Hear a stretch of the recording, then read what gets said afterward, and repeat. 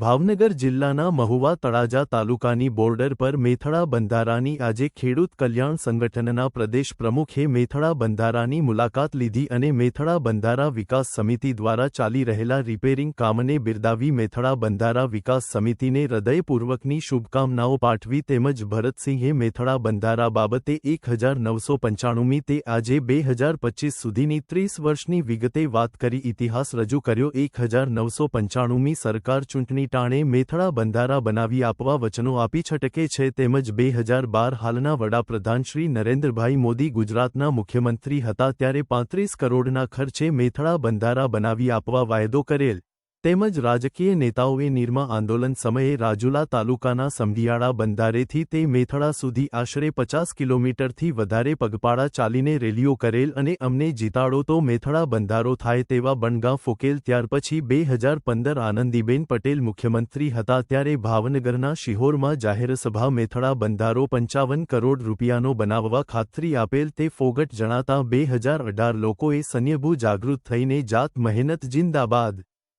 अपना हाथ जगन्नाथनो दृढ़ संकल्प करी जात मेहनत अने लोकफाळाथी मेथड़ा बंधारो बनाववानुं 2018 मार्च महीनी 6 तारीखे मुहूर्त करी लोकोए 3 महीनामां मेथड़ा बंधारो पूर्ण करेल अने फक्त 55 रूपिया लाखमां 750 एफटीएमसी पाणीनी क्षमता धरावे तेवुं सरोवर खडुं करेल तेमज पाणीनुं ओगीन वेस्टवियर पाक्कું બનાવવા મહુવાના પનોતા પુત્ર અને માજી નાણામંત્રી સ્વ જસવંત મહેતાના પુત્ર રાજભાઈ મહેતાએ 2018 સિમેન્ટ લોખંડ અને કાંકરી આશરે 40 લાખ રૂપિયાનું પૂરું પાડેલ તેમજ 2018મી તે આજે 2025 સુધીમાં મેથડા બંધારો રિપેરિંગ કરવા બાબતે રાજભાઈ મહેતાએ દર વર્ષે જરૂરી જણાય તે સિમેન્ટ લોખંડ પૂરું પાડેલ અને મેથડા બંધારા બાબતે ઘટતી આર્થિક રકમ પણ રાજભાઈ મહેતાએ આપેલ તેથી મેથડા બંધારા વિકાસ સમિતિ રાજભાઈનો આભાર વ્યક્ત કરે છે તેમજ 2018માં 17 માર્ચે મુખ્યમંત્રી વિજયભાઈ રૂપાણીની સરકારે 86 કરોડની સિદ્ધાંતિક મંજૂરી આપી ત્યાર પછી સરકારે 137 કરોડ રૂપિયા મેથડા બંધારો કરવા મંજૂર કરેલા પણ 1 ઇંટ માડી નથી તેમજ 2 વર્ષ પહેલા પાણી પુરવઠા મંત્રી કુંવરજીભાઈ બાવળિયા જાદપર મંદિરે આવીને મેથડા બંધારાની મીઠી ચોકલેટ આપી જતા રહેલ તેમજ હમણાં આશરે 20 દિવસ પહેલા કુંવરજીભાઈ બાવળિયા અને તળાજાના ધારાસભ્ય ગૌતમભાઈ 13થી વધારે ગાડીઓના કાફલા સાથે મેથડા બંધારે આવેલા પણ દેખાવ કરી રફુચક્કર થયા તેમજ મેથડા બંધારો બને તેમાં બૂડમાં જતી ખેડૂતોની જમીનનું વળતર આશરે 40 રૂપિયા લાખથી વધારે સરકારે 2 વર્ષોથી આપેલ છતાં 1 ઇંટ માડી નથી તેનું મુખ્ય કારણ સરકાર આ 13 ગામોની જમીન અલ્ટ્રાટેક સિમેન્ટ કંપની આપવા માગે છે તેનું વિગતે આજે ભરતસિંહે મેથડા બંધારે નિવેદન આપ્યું તેથી મેથડા બંધારા વિકાસ સમિતિએ ખુશી વ્યક્ત કરી। રિપોર્ટર મનુભાઈ બારૈયા કોટડા। કે આ મેથડા બંધારો છે એ અમે 55 કરોડ રૂપિયામાં બંધાવી આપ્યું અને અનેક નેતાઓએ પણ આ મેથડા બંધારો બનાવવા માટે નિર્મા આંદોલન ચાલતું ત્યારથી લઈને આ મેથડા બંધારો બનાવવાની વાતો કરેલી અને આ મેથડા બંધારો બનાવવા માટે એ નેતાઓએ અમરેલી જિલ્લાના રાજુલા તાલુકાના સમઢિયાળા બંધારાથી તે મેથડા સુધી પગપાળા રેલી કરીને ઘણી વખત રેલી કાઢેલી અને નેતાઓએ પણ કીધેલું કે અમે જો જીતીએ તો મેથડા બંધારો બનાવી દઈએ પણ આ બધી વાત ફોગટ નીકળી અને 2018માં સ્વયંભૂ લોકોએ નક્કી કર્યું કે હવે જાત મહેનત જિંદાબાદ અપના હાથ જગન્નાથ કરી અને 2018ની અંદર માર્ચ મહિનાની અંદર 6 તારીખે આ બંધારાનું કામ મુહૂર્ત કર્યું અને શરૂ કર્યું 3 મહિનાની અંદર બંધારો બનાવી આપ્યો અને ત્યાર પછી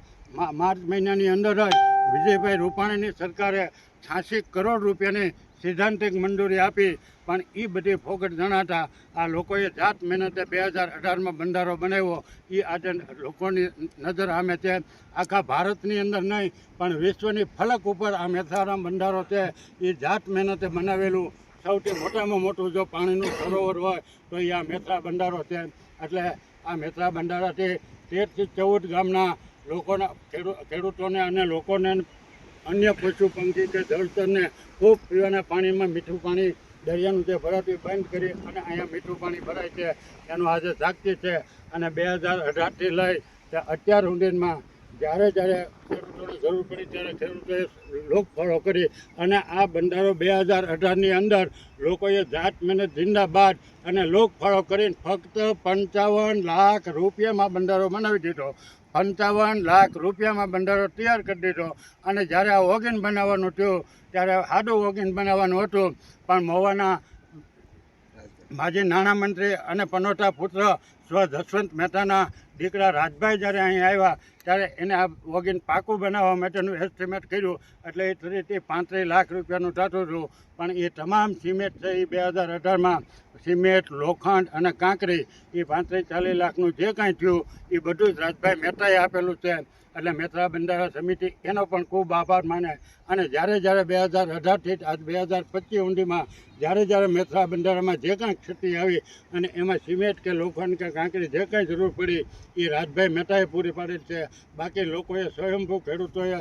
જાત મહેનતે આ બંધારો બનાવેલો છે. અને અત્યારે આ 2025માં જે બનાવ્યું એમાં પણ રાજભાઈએ કંઈક સિમેન્ટ આપેલી છે અને લોકોએ ખેડૂતોએ ફાળો કર્યો. અને અત્યારે જે બંધારો આ 2 વર્ષથી બનાવે છે એ ઊંચા નીચા કોટડાના ખેડૂતો જ બનાવે છે. બીજા ગામના ખેડૂતો ક્યારેક આવતા છે, પણ હવે બહુ આવતા નથી. પણ ઊંચા નીચા કોટડા 2 ગામના ખેડૂતો અને આગેવાનો અને લોકો સ્વયંભૂ આ મેથરા બંધારામાં પોતાનું યોગદાન આપે, એટલે એના અમે હૃદયપૂર્વકથી આવકારીએ છીએ. અને અત્યારની સરકાર છે એને વિજયભાઈ જ્યારે હતા ત્યારે 138 કરોડ રૂપિયા મંજૂર કર્યા, પણ એને એક ઈંટ માંડી નથી. અને ઓફિશિયલી અમને કોઈ જાહેરાત મળી નથી, પણ ખાસ અંગત વર્તુળોમાંથી અમે ગાંધીનગરથી જાણવા મળ્યું છે કે અત્યારની સરકારે 248 કરોડ રૂપિયા બંધારો બનાવવા માટે મંજૂર કરેલા છે. પણ એક રૂપિયો ક્યાંય બંધારામાં વાપર્યો નથી કે બંધારામાં સરકારે કાંઈ એક ઈંટે માંડી નથી. હમણાં થોડાક દિવસ પહેલાં જ પાણી પુરવઠા મંત્રી કુંવરજીભાઈ બાવળિયા પોતે અહીંયા આવ્યા હતા અને એને ખાતરી આપી. ત્યારે તળાજાના ધારાસભ્યો ભાઈ ગૌતમભાઈ અને વગેરે આગેવાનો 13-14 ગાડીઓ લઈને આવ્યા અને મોટી મોટી વાતો કરીને વ્યા ગયા. પણ આજે કાંઈ બંધારો બનાવ્યો નથી. તે પહેલાં પણ ગયા વર્ષે કે ઓલા વર્ષે કુંવરજીભાઈ બાવળિયા જાતપર મંદિરે આવી અને બંધારો બનાવી દઈશું ખાતરી આપી, પણ બંધારો સરકાર નથી બનાવી દેતી. એ મારું 1995થી લોકોને કહેવાનું છે અને સરકારને કે આ સરકાર બંધારો નથી બનાવી દેતી. એનું મુખ્ય જો કારણ હોય તો અહીંયા જે અલ્ટ્રાટેક બાંભોર કોટડાની બાજુમાં પડવાની છે એ અલ્ટ્રાટેક સિમેન્ટને જમીન આપી દેવા માટેથી આ સરકાર બંધારો નથી બનાવી. અત્યારે સરકારે ઓછામાં ઓછા 40 કરોડ રૂપિયા જમીન ખેડૂતોની જે સંપાદન કરીએ આજુબાજુના ગામના કોટડા કે તલી કે બાંભોર કે વાલર કે મેથરા જે ગામની એ ખેડૂતોને વળતર ચૂકવી દીધી. આ 1.5-2 વર્ષ થયું પણ સરકારે એક ઈંટ માંડી નથી. પણ હું હૃદયપૂર્વકથી ધન્યવાદ આપું છું મેથરા બંધારા સમિતિને કે આ એને મેથરા બંધારાને અમર રાખ્યો અને મેથરા બંધારામાં પોતાનું યોગદાન જબરજસ્ત આપ્યું. એટલે મેથરા બંધારા સમિતિને અમે હૃદયપૂર્વકથી આવકારીએ છીએ. અને આવનારા દિવસોમાં જે કંઈ કરવું પડશે એમાં અમે પણ મેથરા બંધારા સમિતિને પૂરો સહકાર આપશું. જય હિન્દ, જય ભારત.